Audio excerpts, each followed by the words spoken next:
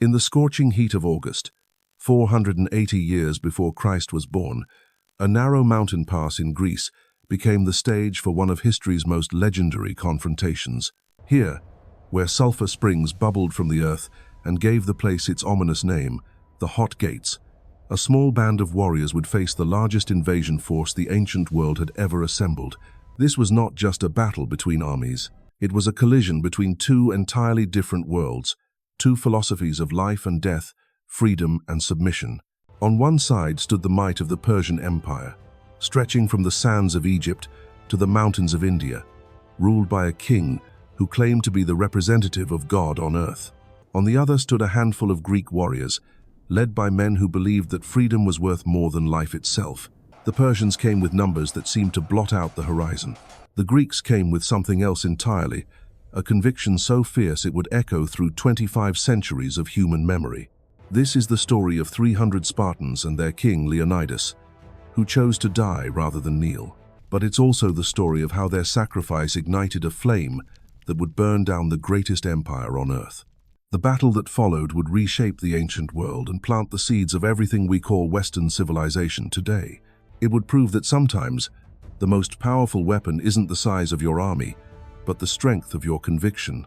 The year was 480 BCE, and across the wine-dark waters of the Aegean, in the golden halls of Persepolis, Xerxes I sat upon a throne that commanded the largest empire humanity had ever known.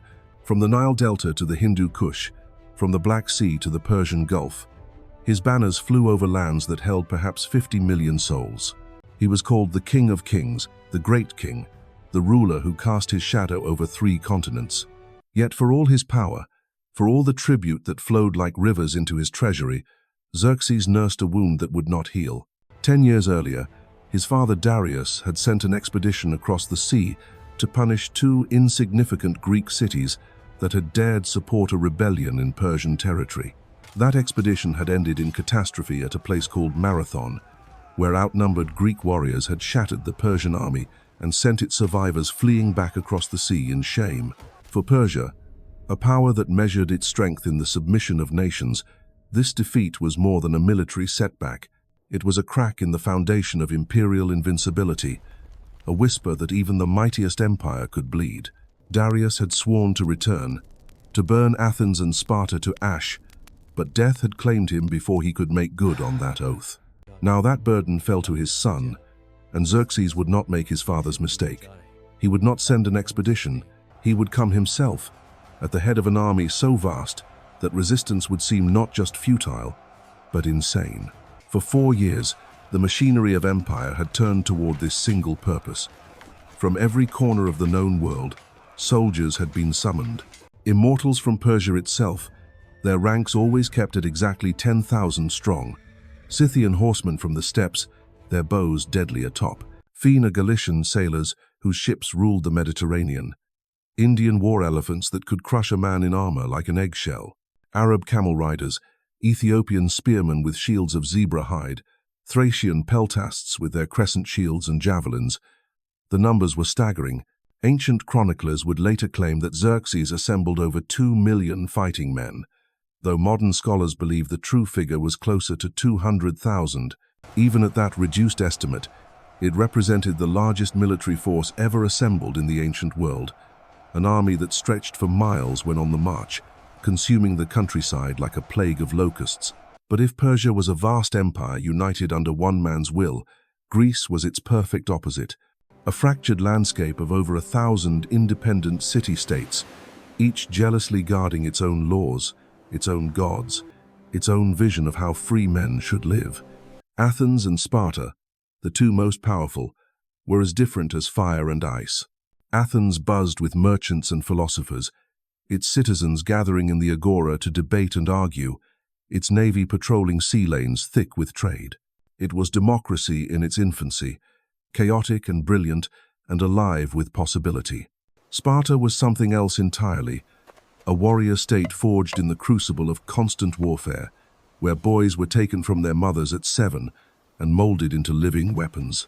Here, there were no merchants or philosophers, only soldiers and the women who bore them. Here, death in battle was not feared but welcomed, and to return home carrying your shield meant victory, while to be carried upon it meant honor. The Spartans had a saying that summed up their entire philosophy of backlife: come with your shield or on it. These two cities had been enemies more often than allies, their rivalry stretching back generations. But now, as Persian scouts probed the northern borders and refugees brought tales of an approaching horde, something unprecedented happened. Fear of Persian domination forced Greece's quarreling city-states into an alliance that should have been impossible. In the spring of 481 BCE, representatives from dozens of cities gathered at the narrow isthmus of Corinth. There, in a moment that defied centuries of Greek, they see tradition or an oath that transcended their ancient rivalries. They would stand together against the Persian tide. Sparta would lead the land forces, Athens would command the fleet, and together they would show the world that free men could not be conquered by slaves, no matter how many millions Xerxes brought across the sea. The strategy was born from necessity and shaped by Greece's mountainous terrain. The Persians could not simply march south and overwhelm the Greek cities. Geography itself would be their ally. Greece was a land of narrow passes and steep valleys, of coastal straits where ships could be bottlenecked and destroyed. If they chose their ground carefully, the Greeks could turn their greatest weakness into their greatest strength. The first line of defense would be at Thermopylae, the Hot Gates, where the mountains came down almost to the sea and left only a narrow corridor through which any army would have to pass. Here, the Persian advantage in numbers would mean nothing. Here, a few thousand determined men could hold back an empire. The question was not whether such men existed. Be found. The question was whether they could, in time. Meanwhile, in the north, the Persian juggernaut continued its inexorable advance. Xerxes had not simply assembled an army. He had moved the entire apparatus of empire across the Hellespont on two massive pontoon bridges, each of ancient marvel engineering that took months to complete. Hundreds of ships lashed together, covered with planks and earth so solid that horses could gallop across without fear. When storms destroyed the first attempt, Xerxes had flown into such a rage that he ordered the sea itself punished with 300 lashes. Whether this tale was truth or propaganda, it captured something essential about the man who now led the greatest invasion in ancient history. This was not a king who accepted limits, whether imposed by nature or by men. The army that crossed into Europe was unlike anything the world had seen. It moved like a living thing, consuming everything in its path, leaving behind a trail of trampled earth and empty storehouses. Villages that submitted were spared, but stripped of supplies. Those that resisted were erased from the map, their populations sold into slavery, their buildings reduced to ash and rubble. As summer deepened and the Persian host rolled south through Thrace and Macedonia, word of their approach spread faster than their actual advance. Refugees clogged the roads with tales of an army that drank rivers dry and blotted out the sun with their arrows. Some cities, seeing the futility of resistance, sent Greek earth and water to Xerxes as tokens of submission. Others simply evacuated, their populations fleeing south ahead of the storm. But at Thermopylae, a different kind of preparation was underway. King Leonidas of Sparta had made his choice, and it was a choice that would define not just his own fate, but the fate of Western civilization itself. The festival of Carneia was sacred to the Spartans, a time when their armies were forbidden to march to war. The Olympic Games were also underway, and their ancient truce made military action doubly blasphemous. Yet Leonidas knew that waiting for religious obligations to end would mean watching Xerxes march unopposed into the heart of Greece. The king faced an impossible choice between sacred law and national survival. His solution was as brilliant as it was audacious. He would not take the full Spartan army, for that would violate every tradition his people held dear. Instead, he would lead a personal expedition, a royal bodyguard of 300 men chosen not for their youth but for their experience. These were the Hippies, the elite warriors who had already proven themselves in countless battles. More importantly, each had been selected because he had living sons to carry on his bloodline. They were men who could die without leaving Sparta weakened. The 300 were not young heroes seeking glory. They were fathers and husbands, veterans whose beards were streaked with grey, whose bodies bore the scars of a dozen campaigns. They understood what this mission meant, what it demanded. When their wives and mothers came to see them off, The women of Sparta spoke words that would echo through eternity. "Come back with your shield," they said, "or on it." But the 300 would not stand alone. As Leonidas marched north through the rocky passes of the Peloponnese, his small force was joined by contingents from across Greece. 700 Thespians volunteered to fight beside the Spartans, knowing full well they marched to certain death. 400 Thebans were compelled to join, their loyalty uncertain but their presence required. Soldiers from Phocis, from Locris, from a dozen smaller cities swelled the ranks. By the time they reached Thermopylae, Leonidas commanded roughly 7,000 men. Against any normal army, it would have been suicide. Against the Persian horde, it was something beyond suicide. It was a deliberate act of defiance that said some things were worth dying for, that freedom had a price that free men were willing to pay. The pass itself was perfectly suited for their desperate gamble. At its narrowest point, the corridor between mountain and sea was barely 50 feet wide.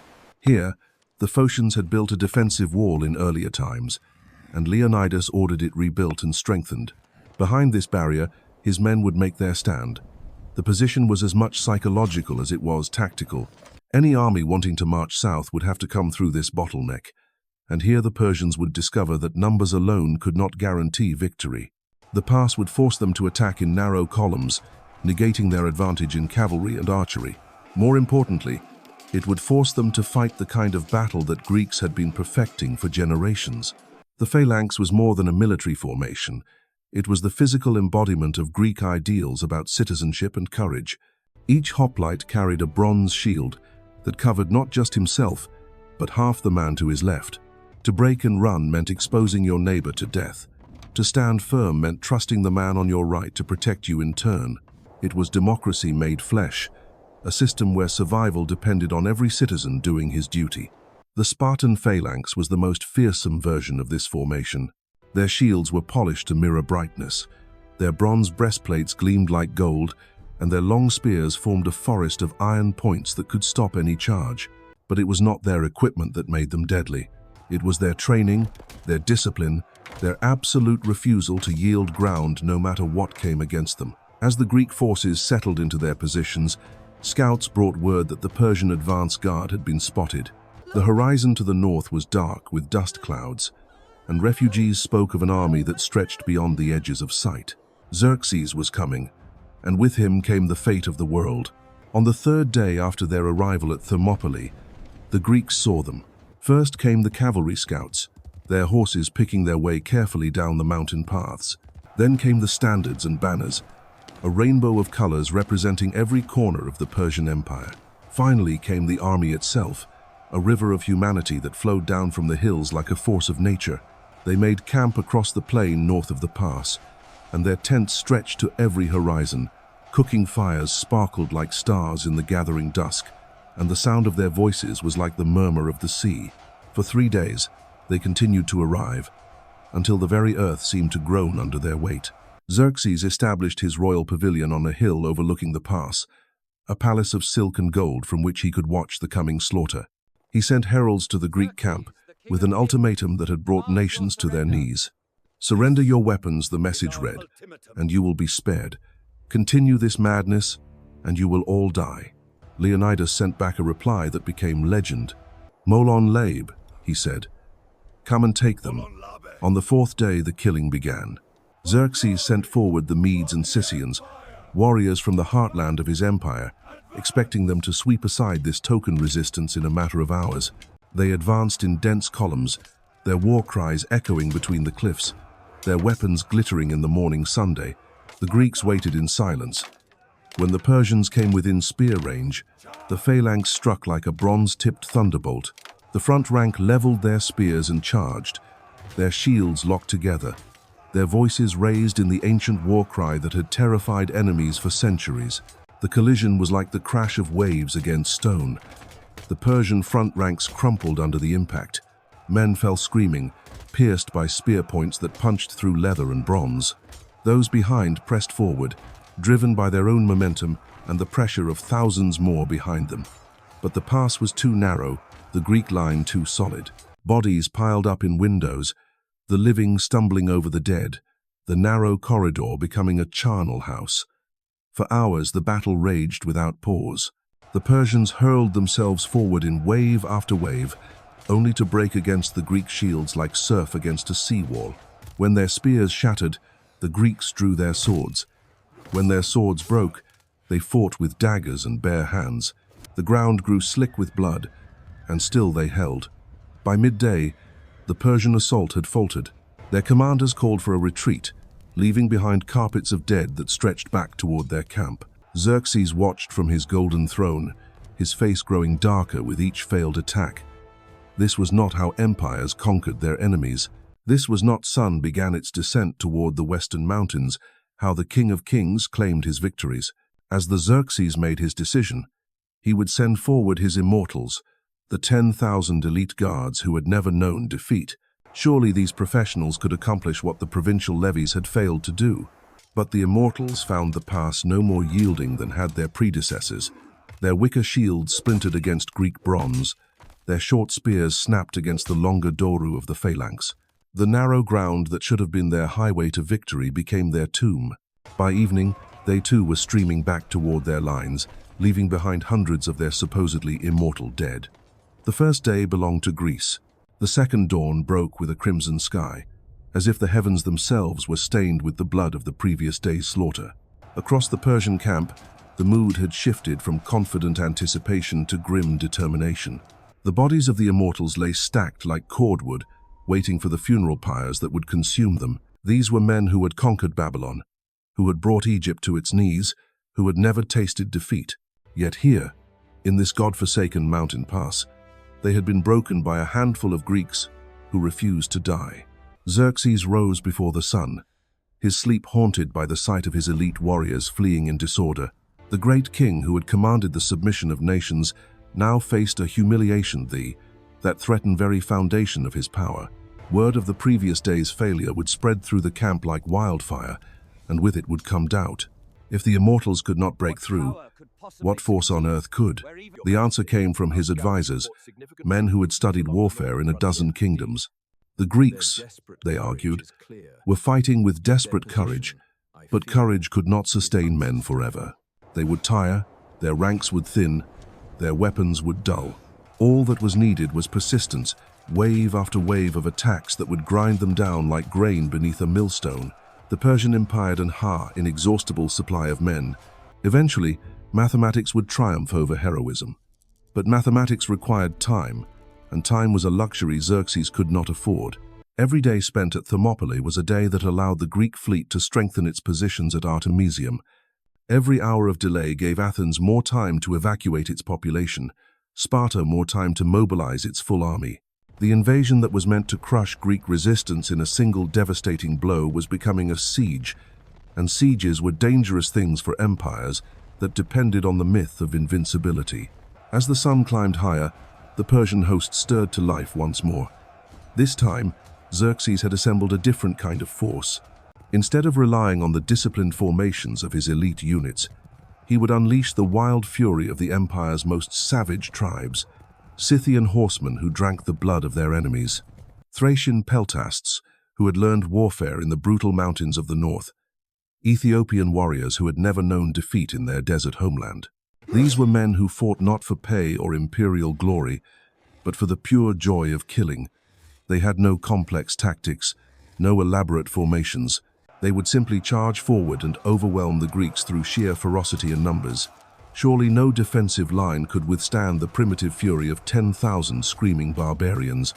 The Greeks watched this new assault develop with the calm efficiency of veteran soldiers.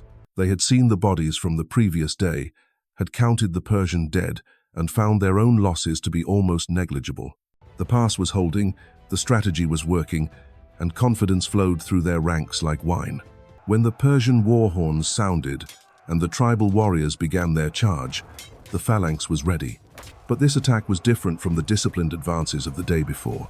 The barbarian tribes came forward in a howling mass, their painted faces twisted with rage, their weapons raised high above their heads. They had no formation to maintain, no order to preserve.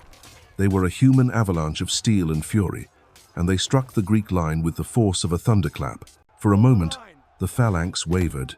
The sheer violence of the assault, the demonic screams of warriors who seemed more beast than man, tested the nerves of even the most seasoned veterans. Shields battled the impact offled under axes, spear points found gaps in armor, and Greek blood began to flow for the first time since the battle began. But if the barbarians fought with savage fury, the Greeks fought with something more powerful. Discipline forged in the crucible of a lifetime's training. Even as their comrades fell around them, the survivors closed ranks and hell bent their ground. The phalanx but did not break, absorbing the Persian charge like a sponge absorbing water. And then, with mechanical precision, it began to push back. The slaughter that followed was even more terrible than the previous day's carnage. The barbarian warriors, magnificent in their individual courage, had no answer for the coordinated thrust of the phalanx. They died in heaps before the Greek shields, their wild charges breaking like waves against an immovable cliff. By reach the time the Sund at zenith, the pass was choked with bodies, and the survivors were streaming back toward their lines in panic. Xerxes watched this second failure, his golden from throne, his hands clenched into fists that trembled with rage. 2 days, 2 defeats, and still there the Greeks held impossible position. His advisors fell silent, unwilling to meet the gaze of a king whose fury could mean death. Who dis for anyone the great pleased him. King who had bridged the Hellespont and commanded the loyalty of 50 million subjects was being humiliated by 300 Spartans and a handful of their allies. But if the second day had been a disaster for Persian arms, it had also a crucial reveal weakness in the Greek position. During the fiercest fighting, scouts had noticed Greek warriors being rotated out of the front line when they grew tired. The defenders were managing their strength carefully, ensuring that fresh troops always faced the Persian assault. This was intelligent tactics, but it also meant that the Greek force was smaller than it appeared. They could not afford heavy casualties, could not sustain a prolonged battle of attrition. More importantly, prisoners taken during the fighting had revealed disturbing intelligence about Greek intentions. This was not a desperate last stand by men trapped in an impossible position. This was a deliberate sacrifice, a calculated gamble to buy time for the rest of Greece to prepare its defenses. Leonidas and his men had come here to die, and their very willingness to embrace death made them more dangerous than any army that fought for victory. As night fell over the bloody pass, Persian campfires stretched across the plain like fallen stars. The army that had seemed invincible just days before was learning a harsh lesson about the difference between conquering subjects and fighting free men. Subjects fought because they had to. Free men fought because they chose to.